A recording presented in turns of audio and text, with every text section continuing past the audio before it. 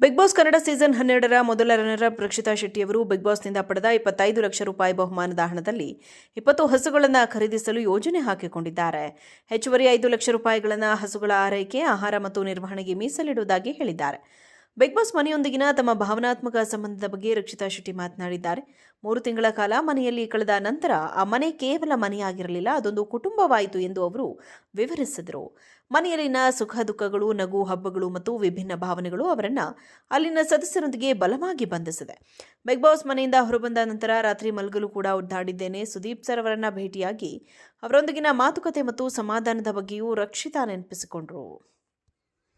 Big Boss Kannada season 12ರ ಮೊದಲ runner Rakshita ಶೆಟ್ಟಿಯವರು ಬಿಗ್ ಬಾಸ್ನಿಂದ ಪಡೆದ 25 ಲಕ್ಷ ರೂಪಾಯಿ ಬಹುಮಾನದ ಹಣದಲ್ಲಿ 20 ಹಸುಗಳನ್ನು ಖರೀದಿಸಲು ಯೋಜನೆ ಹಾಕಿಕೊಂಡಿದ್ದಾರೆ.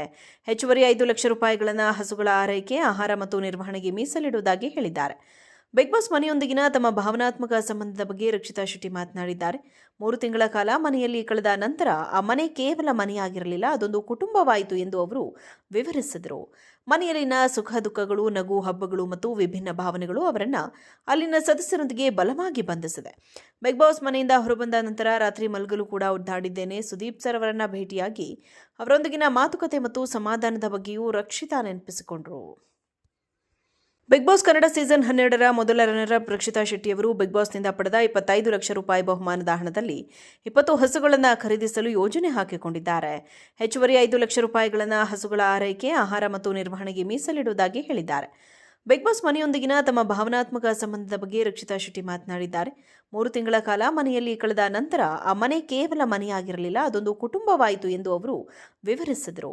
ಮನೆಯಲ್ಲಿನ ಸುಖ ದುಃಖಗಳು, ನಗು ಹಬ್ಬಗಳು ಮತ್ತು ವಿಭಿನ್ನ ಭಾವನೆಗಳು ಅವರನ್ನ ಅಲ್ಲಿನ ಸದಸ್ಯರೊಂದಿಗೆ ಬಲವಾಗಿ ಬಂಧಿಸಿದೆ.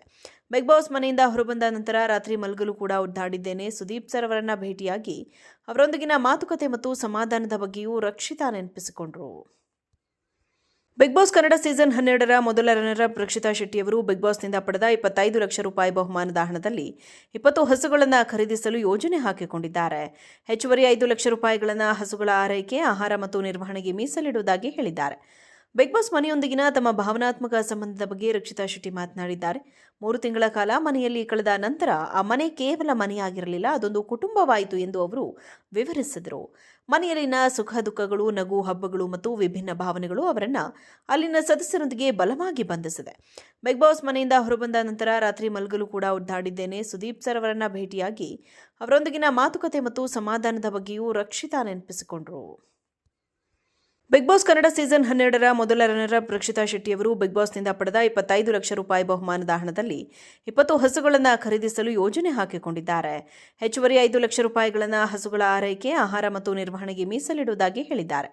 ಬಿಗ್ ಬಾಸ್ ಮನೆಯೊಂದಿಗಿನ ತಮ್ಮ ಭಾವನಾತ್ಮಕ ಸಂಬಂಧದ ಬಗ್ಗೆ ರಕ್ಷಿತಾ ಶೆಟ್ಟಿ ಮಾತನಾಡಿದ್ದಾರೆ.